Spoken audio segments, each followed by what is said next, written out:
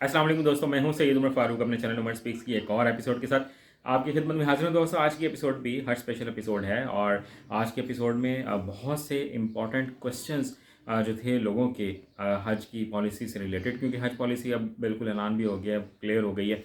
तो बहुत से लोगों को अभी भी थोड़ी सी प्रॉब्लम्स हैं कि हम वो बहुत से क्वेश्चंस आ रहे हैं, तो वो मुफ्ती अब्दुल शकूर साहब ने वो क्लियर भी कर दिए हैं। तो मैं उन लोगों के लिए वीडियो बना रहा हूँ जिन्होंने अभी भी उनको डिटेल उनके पास मौजूद नहीं है। तो आपको आज की इस वीडियो में हज की मुकम्मल डिटेल क्लियर हो जाएगी, आपका कोई भी क्वेश्चन बाकी नहीं रहेगा। बट वीडियो स्टार्ट करने से पहले आपसे सिर्फ इतनी सी रिक्वेस्ट है कि अगर आप हज और उम्रा से रिलेटेड लेटेस्ट इन्फॉर्मेशन से वाकिफ रहना चाहते हैं तो नीचे दिए गए सब्सक्राइब के बटन पर अभी क्लिक कर लें।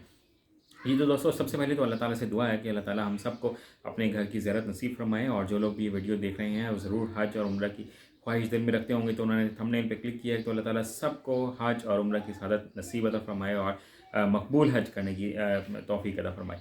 जी दोस्तों, बात कर लेते हैं कि बहुत से अहम थे, क्वेश्चंस थे लोगों के, तो वो चीज़ें क्लियर हो गई हैं जनाब। हज के अखराजात आपको पता लग गया है कि तकरीबन 12 लाख के करीब हैं और उसमें कुर्बानी की अमाउंट शामिल नहीं की है, जो कि पहले गवर्नमेंट कह रही थी कि हम शामिल करके देंगे। तो उन्होंने कहा कि हम 13 लाख का हज अनाउंस करने से बेहतर है कि हम 12 लाख से नीचे अनाउंस कर दें, ताकि सियासत भी थोड़ी सी बच जाए और हम लोगों को ये कह दें हमने हज अखराजात कम कर दिए, जबकि हज अखराजात कम नहीं हुए तो आपको कुर्बानी खुद से करना पड़ेगी।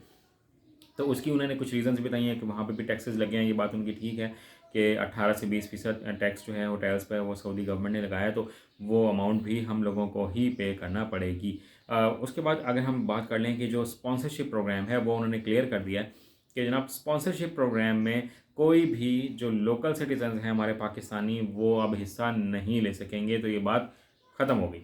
ठीक है, अब होगा क्या कि जो लोग ओवरसीज़ पाकिस्तानी हैं वो अगर किसी को स्पॉन्सर करना चाहें तो वो कर सकते हैं। उसके लिए नेशनल बैंक में डॉलर अकाउंट खोला जाएगा और वहाँ पर से लोग वहाँ पे पेमेंट करेंगे और जिसकी भी पेमेंट करनी होगी वो पूरा प्रोसीजर अभी बन रहा है। 16 मार्च से एप्लीकेशन स्टार्ट होंगी लेना और ये 30 अप्रैल तक एप्लीकेशंस जो हैं वो रहेंगी और 5 अप्रैल को कुरानदाजी होगी और उसके बाद 2 या 3 दिन का टाइम होगा आपको पेमेंट सारी जमा करवाने का। और जो अमाउंट बच जाएगी हज अखराजात से मुतालिक वो जनाब आपके अकाउंट में वापस आ जाएगी। इसके अलावा जो उन्होंने बात क्लियर की है वो ये कि जितने भी हुज्जाज कराम हैं जो एप्लीकेशन देंगे उन सब का अपना पर्सनल बैंक अकाउंट होना कंपलसरी है। ऐसा नहीं हो सकता कि शौहर का अकाउंट हो और वही जो है वाइफ के लिए भी चल जाए, बिल्कुल नहीं चलेगा। आपको सेपरेट अकाउंट ओपन करवाना पड़ेगा। हाँ, अगर किसी का जॉइंट अकाउंट है वो चल जाएगा। वो दोनों आपने अपने फॉर्म पर अपने जहाँ फिल करेंगे तो वहाँ पर आपको ये इंफॉर्मेशन प्रोवाइड करनी पड़ेगी कि ये हमारा जॉइंट अकाउंट है, तो दोनों सेम अकाउंट नंबर